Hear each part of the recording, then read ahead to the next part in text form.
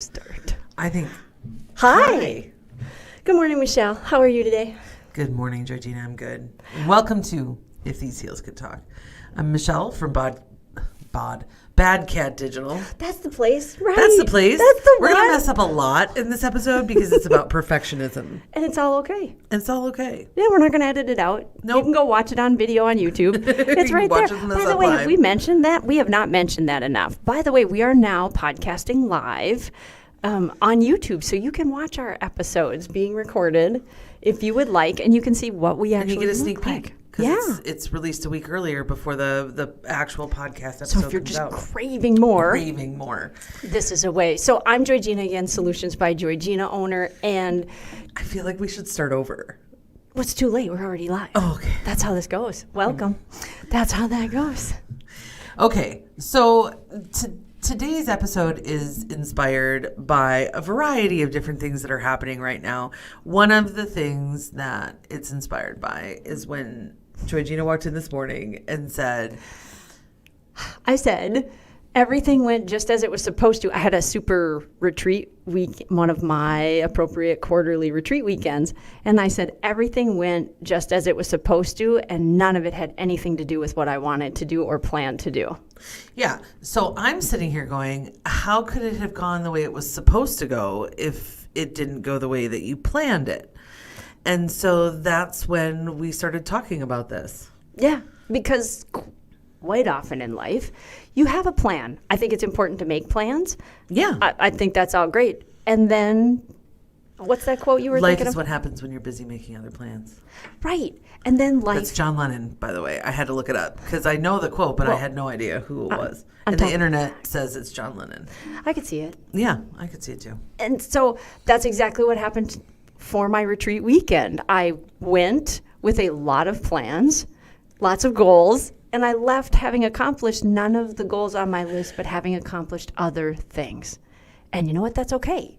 But I didn't feel okay with it the first day. I'll tell you that much. The first day I was pretty crabby. Frustrated. I'm like, I want to be over here. Why am I over there?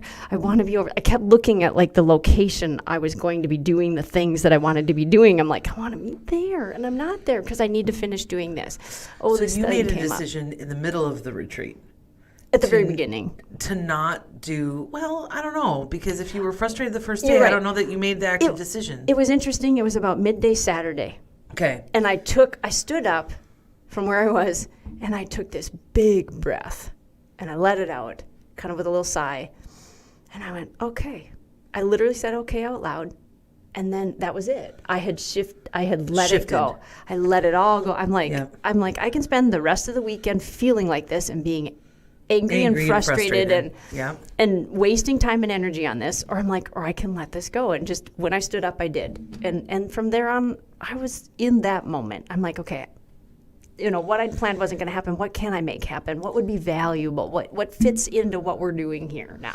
So this is why we talk about perfectionism as a limiting belief, because it limits you from being able to roll with the changes, the circumstances. It limits your vision, and it limits you from sometimes your relationships. Sometimes you can miss amazing business opportunities because you're so busy making the perfect presentation. Right. So now all of a sudden, I mean, it kind of reminds me, we're working on this big proposal right now, and my team is working on it, and everything in my body is screaming to take over and just get it done so I can get it out the door. Because in my view, when somebody asks you for work and it takes you more than a few days to propose that work, it's too much. Like, you need to just be ready when somebody asks you for something. But that's not realistic. But that's not realistic, especially if it's on big stuff. Especially if it's big, especially if it's complicated, and especially if it's something that fits into what you do, but isn't like the canned, the things that you propose every other day. And so it's reasonable to ask for 2 or 3 days. Yeah. But it's also reasonable to want some urgency out of the people doing it. Right. So the limiting belief is that it has to be perfect. The moving everything forward belief is that if we can't have 3 days to propose the work. If the potential client is really that upset about 3 business days to propose the work, that relationship, then they're not going to give us time to do the work. Right. And that relationship's going to And be that painful. relationship is not going to work out for us. Right. So when I think about, okay, this is reasonable, balance these things. And in addition to that, the benefit of not taking over is that my team is learning how to do this, which is a positive thing for the future. So all in all, it's the right thing to do, but everything in me is screaming. Right. So you have to make a decision. And I had to let go of how I would have done it. Yes. Yes, you do. Which in my mind is better, whether or not it is. Right. Than how they are doing it. Well, and that's always the inner, all of that is perfect segue. All of that is the inner conversation of perfectionism. Right. Because perfectionism lives in you.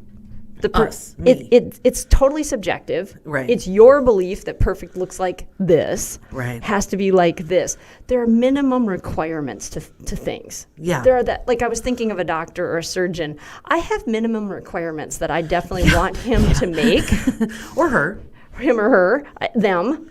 Yes. I want them to Yes. make. And yet, I also don't want them to be so consumed with perfectionism that I may be on that table for 10 hours instead of 5 because every little stitch has to, like all those things. Yeah. There's a balance. I was talking to my husband last night, and he was saying that the first 90% of a project takes 90%, and the last 10% of a project also takes 90% of effort. Yeah. And it makes total sense because that's what perfectionism is. It keeps us from finishing things. It keeps us from moving on from things. It keeps us from, thinking about things that happened in the past in a satisfactory way. And it's really a reflection of our beliefs about ourselves, our worth, our value, and whether or not we're good enough. That's that voice that's saying it's never good enough. It's never good enough. It's never good enough. And so we have to figure out where that voice comes from and decide when we're going to listen to it or not. I think striving is good.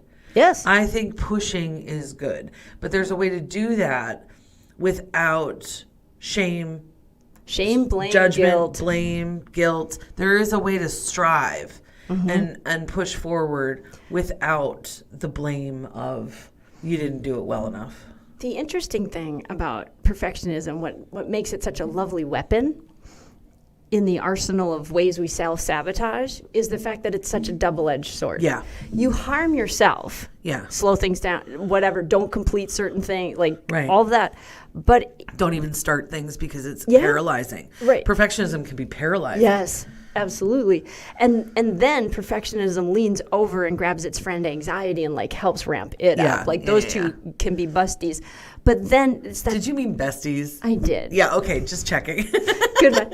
We've been talking about porn before we started, everything is getting that. We weren't. I was telling you about chick flick rom-coms that I watched this weekend. That sound like porn movies. They did, really. Yeah, they really did. Yes, I Love agree Hard with that. is not.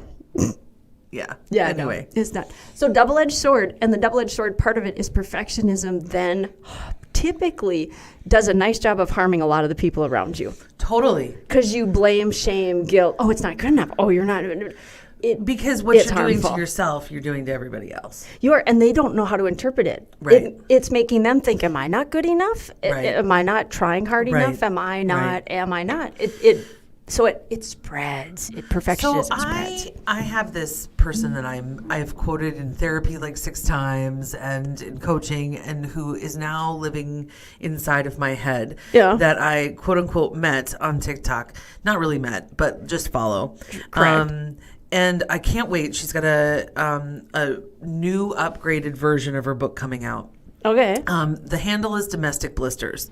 Okay. And she talks about what she calls struggle care, which is especially for those who are neurodivergent, but just in general.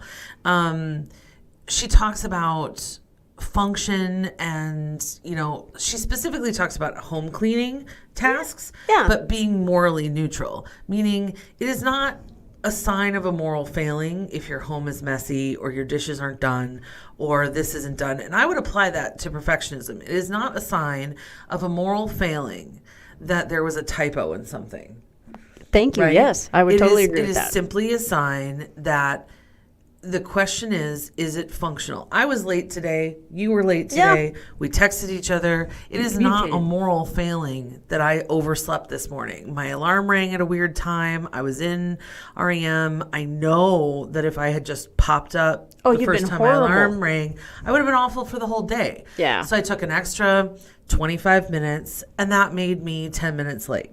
Which was fine. And I chose to not be smelly. Right. I we both chose to not be smelling because we're in this tiny little room together. I'm like, I need the shower. It's happening. So the point is, and the point with domestic blisters is, for the last 2-3 weeks after the holidays, she has been herself really struggling because of holiday, like post-holiday letdown, right? Okay. She's some different language for it, but that post-holiday letdown that I think a lot of us feel. Yeah. And I'm watching her self-care and her forgiveness and her kindness to herself play out live on TikTok. Wow. And she's hurting. Yeah. And she got help with the dishes. She got help with the cleaning. She got what she needed to be able to move forward. Good.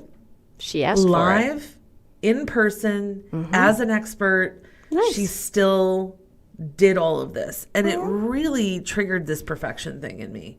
In this concept of, you don't have to hold it together. You don't have to know it all. You don't have to have all the answers. You don't have to. You can rest and you can be, and you're allowed to fail. Well, I think that's one of the gifts coming out of the last couple of years. Oh, totally. I mean, right now I'm actually getting email subject responders back. We have COVID at our office. Everything will be delayed. Yeah. Like it's just that direct. It's just that. And I'm like, thank you. That tells me you're like, I don't know how long this will take, but you're going to be busy. I remember at the beginning, you remember we talked about how do you message if you have COVID and you don't want everybody to know. Now it's just listen, this is what's happening. Like, here's where we are. And now it's normal. And we all get, that means there's going to be delays. That means that means the whole office shut down for a week, maybe more, and they're doing their best. Yeah. But they need to take care of themselves. So I need to I need to figure out what I need to figure out on my end. Exactly. It's not confabulation. It is literally just the communication of we're out. Right. And it's okay. We're not placing so much blame, shame, and guilt. Like we're just removing some of that. So in the last year, I've been doing a lot of that positive intelligence, that PQ work. And in that realm, one of the ways we talk about perfectionism is a particular saboteur, and it's the Stickler. Ooh, that's a good language. Yes, and the Stickler says everything. There's rules. There's rules for everything, and you have to do everything. Like, these are the rules, and you can't do that. You can't start that. You don't have all the stuff. And there, and there. Yes, there are yes, rules. yes. And there are things that bug me too. Like, but I also... Well, and it's being... It's the question is the communication functional? If I can read it, if I know what you meant, then the communication is functional. Does it really matter? Do I have to shame you for using the wrong form of your? No. Or can I just move on because I know what you meant? And that's about the conversation, that inner conversation of, okay, am I? And it does, because of my dyslexia, it does tell me a lot about people when they do need to tell me misspellings in my emails. Right. I appreciate it actually when they tell me in my presentations. They're like, hey, that spelled wrong. I'm like, ooh, let's fix it right now. Yeah, but an email. I know. I'm like, it was an email. Did you get the gist of it? That's okay. But the main thing that he teaches, Shazad teaches about the Stickler and in dealing with that is recognizing and calling it a lie. So when it starts to, when that conversation starts, that neural conversation about, it's got to be like this, as soon as you're able to identify it, you're like, is that a fact?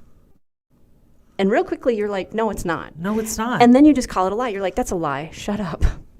It's really that simple. I've said it out loud. I'm like, that's a lie. Shut up.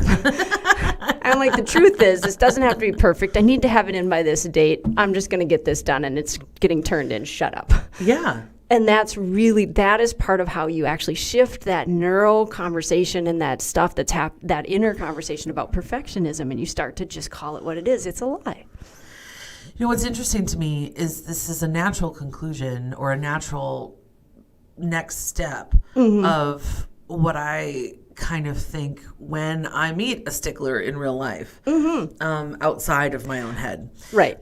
Which is, if that's what they say out loud, You can know. you imagine what goes on inside their head? That's just it. If that's how critical and how judgmental somebody is out loud to another person, They must be so stressed all the time. and so anxious and so sad. Yeah, and lonely. And Because the double-edged sword thing with the Right, perfectionism, right. nobody's ever right. My husband can never load the dishwasher right. He can't wash the dishes right. He can't. Like, everybody can't do anything right. So I have to do it all. overworked, anxious. Yep. All of that. Oh my gosh. Yeah. I'm exhausted just thinking about I it. know, you just want to hug them. I'm like, oh, that's But rough. but it's still difficult to shut off that in your own brain. Absolutely, especially if it's well-trained. Well, and part of that then comes back to worth, right? I can do for other people. I can hear it for others. But it's hard to hear it for myself. Absolutely. And this actually came up this weekend too. We have our nephew living with us, and it's been a journey, and it will continue to be a journey, and it's actually been a quite lovely one. But he kind of was a little disrespectful to me on last week, out loud. Yeah. And here comes my husband, who has taken the primary support and care role for him. Yeah. And he's like, do you want me to talk to him? And he said, I don't even hear it when he does it to me anymore, but when he does it to you, I want to insert violent act here. Yes. And I said, well, that's sad, because we both need to hear it all of the time, because we can't help him hear it. He doesn't mean it. It's how he was taught to talk. Right. And so we can't help him unlearn it unless we're pointing it out. Yeah. And we're not pointing it out to be critical or mean or this or that. We're pointing it out so that he can understand. He can choose. He can make a choice. Yes. And so it's really sad that he couldn't do it for himself, that my husband couldn't stand up or doesn't have the energy or feels like it's not worth it. Yeah. To stand up for himself, because that's the primary person that the man-child, as we call him, talks to. Yeah.